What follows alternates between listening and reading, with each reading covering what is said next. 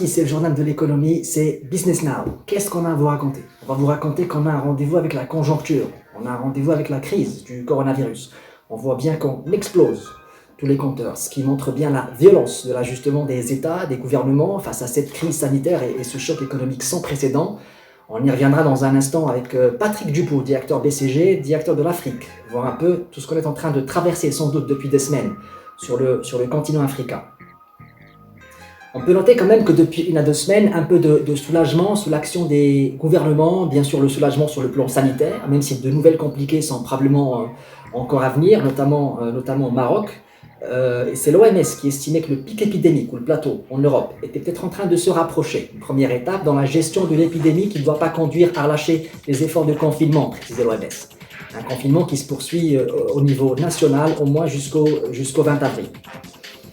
Sur les marchés, on a quand même digéré encore un certain nombre d'annonces de la part des États, de la part des gouvernements, et ce sont bien les actions décisives pour la suite menées par les États qui ont sans doute permis aux investisseurs de retrouver un peu de confiance.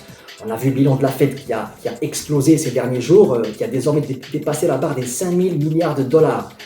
Un bilan de la Fed qui a augmenté de près de 600 milliards de dollars en l'espace de quelques jours. Du côté de l'Europe, on notera que la BCE a fait sauter toutes les limites techniques et juridiques pour son nouveau programme d'achat d'actifs d'urgence pandémique, le PEP. C'est comme ça qu'il a été baptisé par les autorités monétaires européennes. La BCE pourra donc acheter ce qui est nécessaire quand ce sera nécessaire. Et c'était l'une des annonces phares de la BCE la semaine dernière qui a permis justement sur les marchés de faire un peu baisser la pression. Et puis on notera le pétrole qui reste sous forte pression alors que depuis le 1er avril a pris fin l'accord de production qui avait été organisé au sein de l'OPEP, avec la Russie également, depuis le mois de décembre 2016. Chaque membre de l'OPEP, la Russie également, chacun a le droit de produire comme il l'entend aujourd'hui et l'Arabie Saoudite est déjà entrée dans cette logique de guerre de parts de marché pour mettre à mal ses concurrents producteurs pétroliers. C'est ce que rapporte l'agence Bloomberg.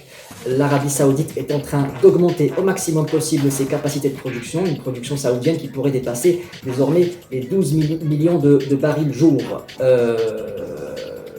Les cours du pétrole sont sous forte pression, on le voit notamment sur le baril de Brent et sur le WTI qui chutent encore à de nouveaux points bas, des points bas de plus de 18 ans, qui tentent désormais de se redresser après que Donald Trump et Vladimir Poutine ont discuté la semaine dernière, je cite, de l'importance de la stabilité des prix de l'énergie en ce moment. On a vu un rebond fin de semaine dernière. Est-ce que le coup de bluff de Donald Trump va durer? On va continuer à vous raconter ça. Enfin, notez du côté des entreprises nationales, l'industrie, l'innovation continue malgré tout. Le ministère de l'Industrie est en train de présélectionner à travers Maroc PME des entrepreneurs innovants pour lutter contre le coronavirus. On a atteint désormais 137 millions de dirhams d'investissement. On vous raconte tout ça, c'est dans le journal de l'économie et ça commence maintenant avec Sarah Boujrada. Présidé par l'Arabie Saoudite, le G20, qui représente près de 2/3 de la population et les 3/4 du PIB mondial, a tenu un sommet en visioconférence pour préparer une réponse globale à la pandémie du Covid-19 et à ses implications humaines et économiques. Ce sont plus de 5 000 milliards de dollars qui seront injectés dans l'économie mondiale afin de contrer les répercussions de la pandémie. Les 20 plus grandes économies de la planète ont également annoncé qu'ils travailleraient pour déployer des mesures coordonnées, rapides et cohérentes. 5 000 milliards, le chiffre est impressionnant, c'est à peu près 6% du PIB mondial, mais il faut préciser quand même que c'est 5 000 milliards de tous les pays additionnés. À noter également qu'il y a toutes les mesures de report de cotisations sociales, d'impôts, toutes les mesures de garantie, et ça c'est des sommes qui finiront par revenir dans les caisses des États, ça représente 60% de cette enveloppe, des 5 000 milliards. Et puis de l'autre côté, il y a des sommes qui sont réellement dépensées pour soutenir l'activité, et là on parle de baisse d'impôts, de financement du chômage partiel, des fonds de solidarité, ça c'est 40% du total. Ce sont bien entendu les secteurs de l'hébergement, la restauration, le transport, l'aérien, notamment le tourisme, qui seront les plus impactés par la crise du coronavirus. L'industrie extractive nationale devrait également subir l'impact du rétrécissement des marchés extérieurs induit par l'effet dépressif de l'économie mondiale. On notera alors pour les livres d'histoire, et ce sera d'ailleurs la référence d'avant-crise, les exportations pour le mois de février, donc avant la période de confinement, qui se sont établies à 48,4 milliards de dirhams, contre 47,7 une année auparavant.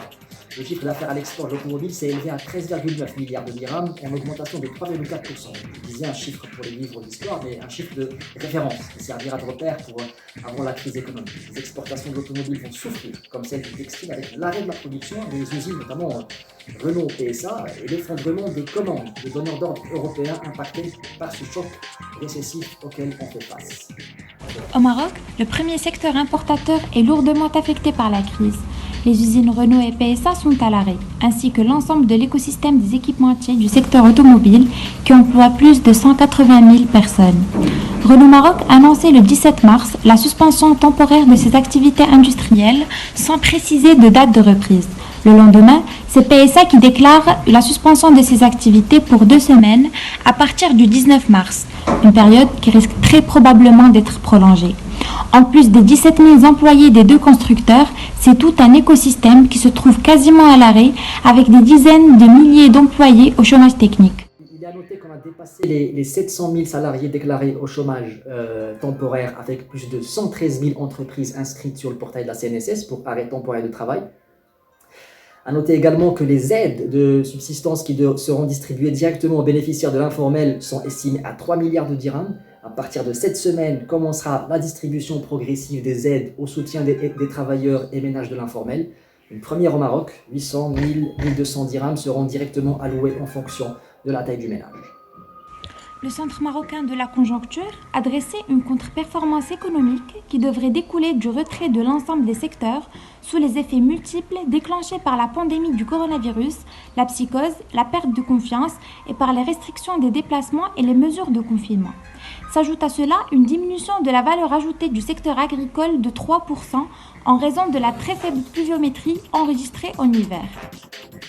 Le ministère de l'Industrie, du Commerce, de l'Économie verte et numérique, dans le cadre de l'appel à projet lancé le 29 mars pour le programme INTIAS Technologies Covid-19, et là on est sur quelque chose du domaine de l'émotion nationale, un programme qui appuie les TPME investissant dans la fabrication de produits et équipements permettant de faire face à la pandémie Covid-19. On est déjà à 42 premiers projets d'investissement qui ont été reçus et présélectionnés par Maroc PME, représentant un montant d'investissement global prévisionnel de 137 millions de dirhams. Le ministère de l'Industrie a par ailleurs fédéré des compétences nationales pour fabriquer des respirateurs 100% marocains en application des hautes instructions royales. Là, on est en train de vivre un élan de solidarité historique qui nous saisit et qui nous saisit tous. On est en train de mobiliser tous les moyens possibles et imaginables pour faire face à la pandémie, des startups sollicitées, des usines reconverties pour produire des millions de masques par jour, l'armée associée au public pour renforcer le système hospitalier, la dématérialisation, la digitalisation accélérée. Et on a vu dernièrement le mouvement de cette volonté de transformation insufflée par l'ADD, l'Agence du développement digital, une population qui adhère, ou presque, aux mesures du gouvernement.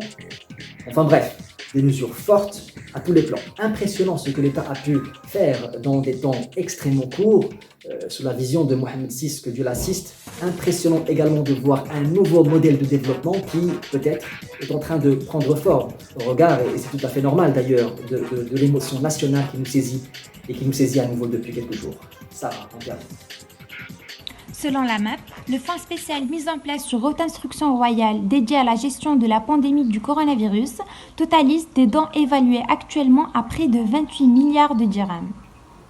S'ajoute à cela 450 millions d'euros qui sont en train d'être réalloués par l'Union européenne. Annonce faite suite à un entretien téléphonique qui s'est tenu entre le ministre des Affaires étrangères Nasser Bourita et Olivier Varelli, le commissaire à l'élargissement et à la politique européenne de voisinage. On doit être actuellement autour de 33 milliards de dirhams, ce qui correspond à 2,7 points de PIB. Et en mobilisation financière en pourcentage du PIB, le Maroc se classe 4e mondial. Merci Sarah. Sarah Boujrada, désormais avec nous sur Business Now. Alors, sur le plan budgétaire, on a en tête désormais toutes les annonces qui se sont multipliées, là aussi de la part des États, des gouvernements, du monde entier. L'économie va peut-être s'intéresser maintenant à la vitesse à laquelle ces mesures vont pouvoir être mises en place, que ce soit les mesures de garantie, de sauvetage de l'économie et les mesures de soutien à la consommation à travers la distribution directe d'aide aux ménages. D'ailleurs, au Maroc, c'est l'une des mesures phares du plan national.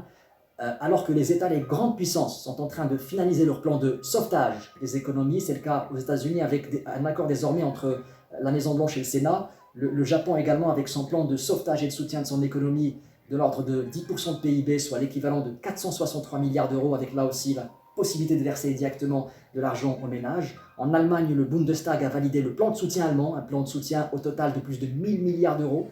On notera également en Russie qu'on commence à s'organiser, puisque Vladimir Poutine a décrété que le mois d'avril en Russie serait un mois de chômage et que les salaires seront préservés afin de ralentir la progression du coronavirus.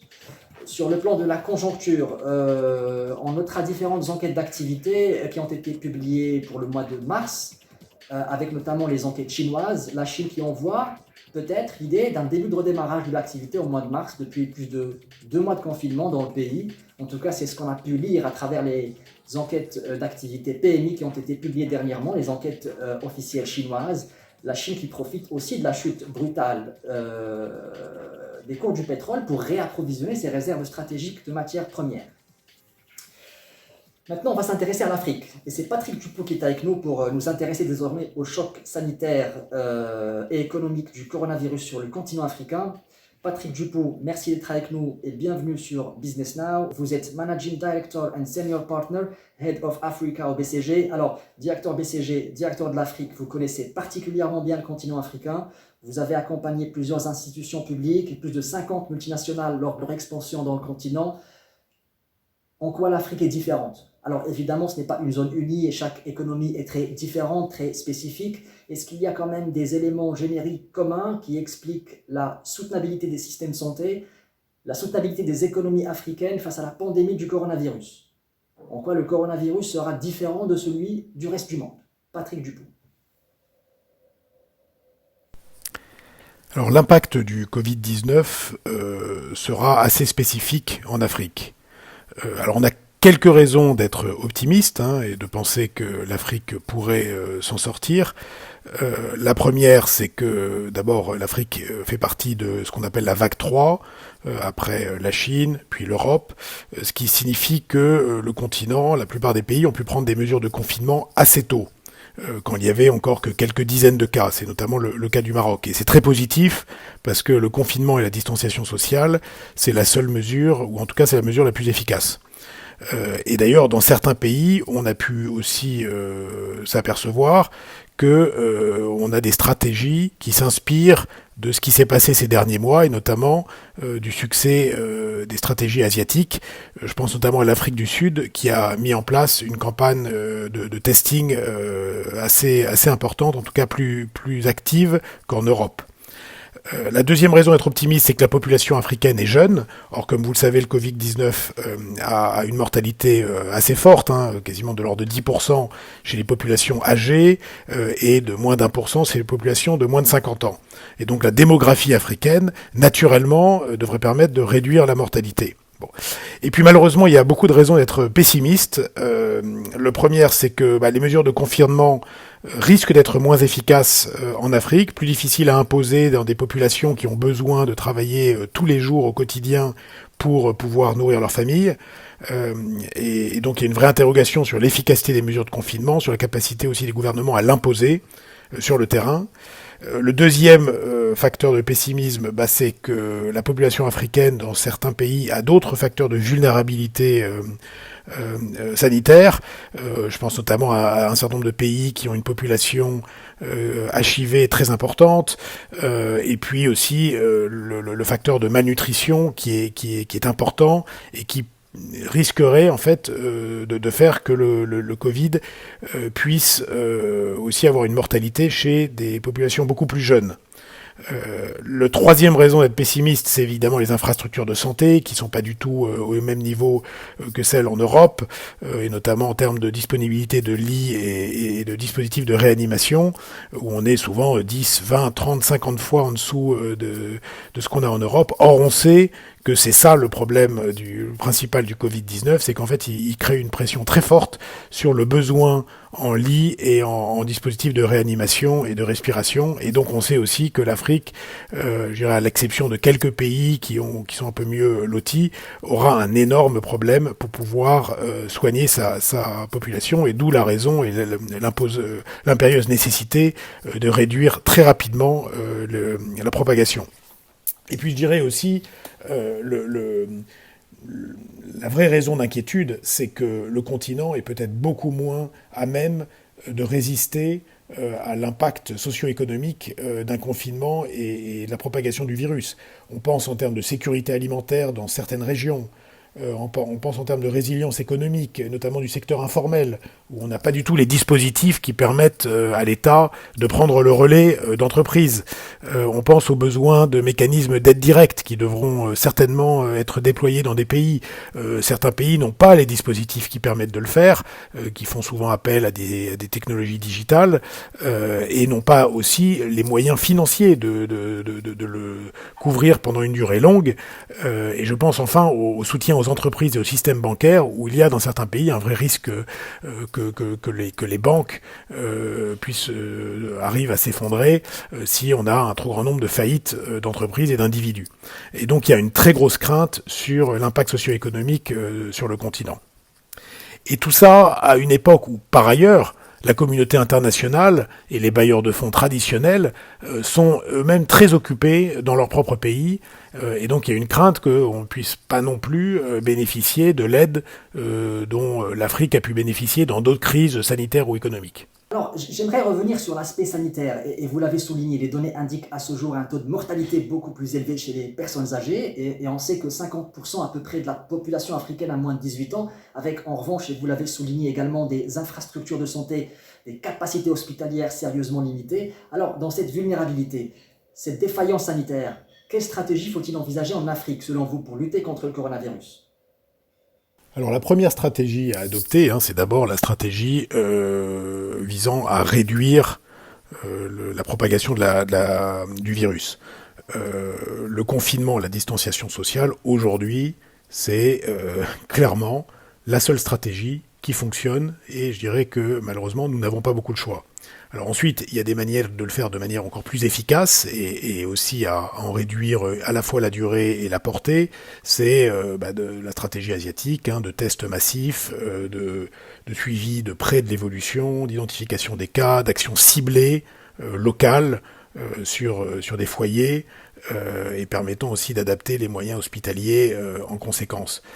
Mais ça demande des capacités analytiques, des capacités de suivi, une remontée d'informations en temps réel, et des capacités ensuite de projection sur le terrain pour prendre les actions, que ce soit des actions de confinement, des actions de quarantaine, des actions de réduction des contacts et de distanciation sociale, ou des actions d'augmentation des capacités hospitalière et d'achat de produits et d'équipements essentiels. Et donc ça, c'est un vrai défi pour les gouvernements africains qui n'ont souvent malheureusement pas ces capacités, ces capacités analytiques, ces capacités de projection sur le terrain, et ça sera la clé d'une stratégie réussie. Parce que sinon, il faudra un confinement généralisé dont on sait que le coût social et économique en Afrique sera assez rapidement inacceptable. Il y a aussi des facteurs de crainte pour ces pays-là, notamment d'un point de vue économique. Je pense très particulièrement à la forte dépendance au baril de pétrole, qui reste le principal apporteur de devises de la majorité de ces pays. Le baril est en train de dévisser, le pétrole est en forte pression actuellement. On a vécu des chutes brutales depuis le début de cette crise, avec globalement des baisses généralisées de l'ensemble des matières premières. En gros, la production de matières premières, c'est 2/3 de la croissance africaine. Quelle analyse faites-vous de cette situation? Et comment, par anticipation, en quelque part, atténuer l'impact économique de cette crise? Patrick Dupont. Et économique se double pour un certain nombre de pays africains de l'effondrement du prix des matières premières et plus spécifiquement du pétrole et du gaz. Et ça, pour plusieurs économies africaines, c'est un énorme problème.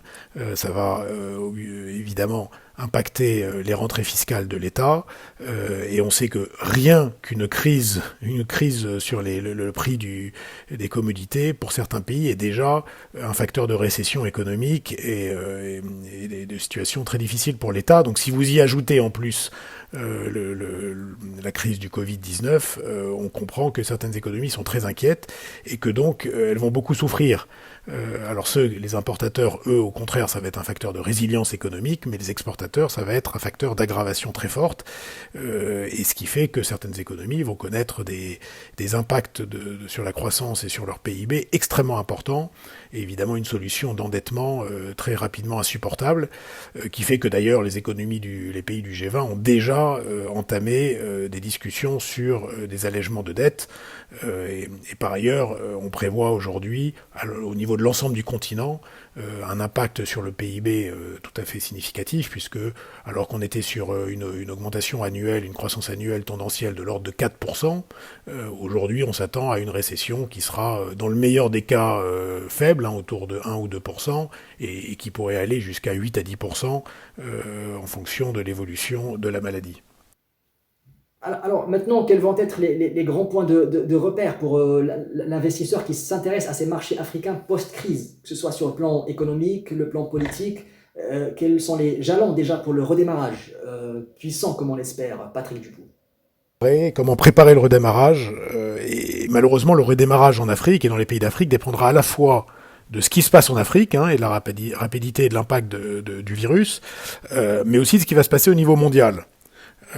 Et donc, on a évidemment la crainte qu'on doive rester, que ce soit en Afrique ou en Europe ou aux États-Unis, dans un scénario où il faudra maintenir pendant assez longtemps des mesures de distanciation sociale. Ça peut vouloir dire un relâchement du confinement, et puis de nouveau un confinement quelques semaines, quelques mois après, quand le nombre de cas se met de nouveau à augmenter, et on sait que dans ces scénarios, on n'est pas sur une reprise, ce qu'on appelle en V, c'est-à-dire une reprise rapide, mais beaucoup plus en U, c'est-à-dire après une période importante de décroissance et de récession qui pourrait aller au premier trimestre de 2021, voire au-delà, avant de repartir, voire même un scénario en L, qui est évidemment le scénario catastrophe, puisque là, je dirais qu'on est dans un scénario de récession de plusieurs années.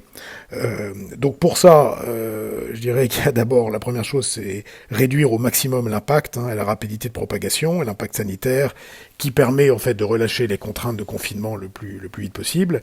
La deuxième chose, c'est d'éviter les ruptures des chaînes d'approvisionnement, que ce soit la nourriture, évidemment la nourriture, les biens de première nécessité, l'énergie, les infrastructures, la logistique, et donc il faut s'assurer que les secteurs économiques puissent continuer à fonctionner. La troisième chose, c'est de mettre en place l'amortisseur social, dont des aides directes pour les populations, notamment les secteurs informels qui, du jour au lendemain, n'auront plus aucun revenu. La quatrième, c'est de sauver un certain nombre de secteurs économiques clés pour éviter que toutes les entreprises fassent faillite, et éviter le pire, qui est le scénario d'une crise du système financier et des banques. Il y a aucun doute. Non, mais il y a aucun doute. Cette pandémie, cette crise sanitaire renforce plus que jamais l'intérêt que la reprise va avoir demain pour ces thématiques de soutenabilité au sens large. Est-ce que vous avez le sentiment que c'est, encore une fois, ces thématiques qui sont des problématiques à part entière aujourd'hui, est-ce que cette crise va être un accélérateur? Est-ce que vous avez l'impression qu'il y aura un point de basculement presque structurel, et que l'ensemble des gouvernements africains sont prêts à aller beaucoup plus vite, à mettre beaucoup plus vite de moyens sur ces sujets-là? Est-ce que ça va être un accélérateur de ce point de vue-là, Patrick?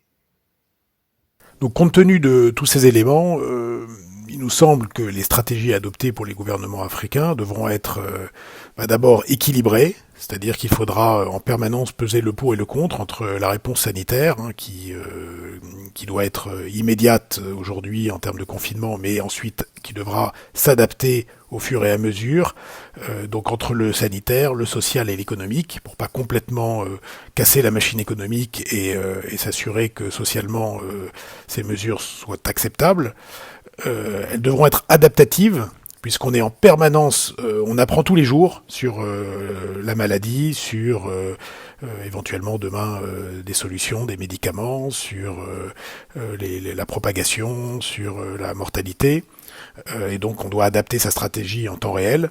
Et puis déployable sur le terrain, parce que il faut très très rapidement agir, prendre des mesures de confinement, des mesures d'augmentation des capacités sanitaires, des mesures d'adaptation et de réponse économique et sociale. Et donc tout ça, ça demande une gestion centralisée avec une base analytique très forte et des réponses immédiates. Et c'est ce sur quoi aujourd'hui les gouvernements doivent travailler. C'est le sujet d'ailleurs sur lequel nous aidons plusieurs gouvernements, parce que aujourd'hui on ne peut pas réagir en semaine, il faut réagir à l'heure ou à la journée. Merci Patrick Dupuis, Managing Director and Senior Partner Head of Africa au BCG, au Boston Consulting Group, était avec nous sur Business Now. Sur les marchés, on a vu quelques rebonds cette semaine, des rebonds qui se sont évanouis. Sans grande surprise, les marchés internationaux ont vécu un trimestre noir avec 25% de baisse et plus. Des marchés qui terminent sans grand enthousiasme le pire trimestre de leur histoire sur le plan boursier en tout cas. Ce sera l'un des pires trimestres de l'histoire de Wall Street pour le Dow Jones et les autres indices américains. C'est d'ores et déjà le pire trimestre pour les marchés européens avec des baisses de 25% et plus pour les indices européens sur l'ensemble du trimestre. Et puis des marchés émergents qui ont perdu parfois jusqu'à 30-40% sur ce premier trimestre noir de l'année 2020. On a observé durant les 10 dernières années quand même au niveau mondial, les marchés ont vécu dans un océan de liquidités. Ce qui a fait qu'on a eu recours excessif aux leviers financiers. Au fond, on a traité un problème de dette au moment de Lehman Brothers en 2008 par de la dette additionnelle. Tous les grands organismes internationaux, Banque mondiale et autres, décrivaient des menaces qui pesaient sur l'économie mondiale par son surendettement. L'endettement a quasiment été multiplié par 2 si on consolide l'endettement public, l'endettement privé à l'échelle mondiale entre 2008 et 2020. Or, la croissance économique n'a pas été multipliée par 2. Donc ça veut dire que le levier financier, la dette rapportée au PIB, elle devient systémique. Et on craint ce qui est en train de se passer aujourd'hui est de très lourdes conséquences et oblige tous les acteurs à ajuster leur structure financière. Maintenant, ça ne veut pas dire qu'il n'y aura pas de reprise économique. Il y aura une reprise économique. On va voir, on va continuer à vous raconter ça. Il faut rester prudent. Peut-être sur le plan épidémique, on n'est pas loin du pire, mais sur le plan économique, des entreprises sont aujourd'hui en mode survie. Des entreprises sont en train de vivre une chute brutale de leur chiffre d'affaires et cherchent maintenant à diminuer au maximum leurs coûts fixes, en voyant filer la trésorerie heure après heure, sans avoir les fonds propres pour tenir plusieurs mois. L'ampleur des moyens que les gouvernements sont en train de mettre sur la table en soutien budgétaire, de l'argent direct pour les entreprises, direct pour les ménages, est impressionnant. C'est historique. On n'a jamais vu ça. Il faudra maintenant qu'on se penche sur certains secteurs, qu'on les accompagne, soit pour qu'ils redémarrent, puisque leur chaîne de production aura été interrompue, soit pour les restructurer parce que les consommateurs auront changé de comportement. Au Maroc, notre gouvernement, le ministère de l'Industrie notamment, est en train de faire face à une série d'arbitrages entre le court et le long terme, entre la survie de l'entreprise et la protection de l'écosystème. Dans les chaînes de production très intégrées comme l'automobile, la défaillance d'un fournisseur peut devenir critique au moment de la relance. Personne n'était préparé à un tel choc et tous les dirigeants nous disent qu'il laissera des traces profondes. Je le disais tout à l'heure, peut-être sur le plan épidémique, on n'est pas loin du pire, mais sur le plan économique, le plus gros reste à faire. Le Maroc peut réussir. Vous êtes sur Business Now.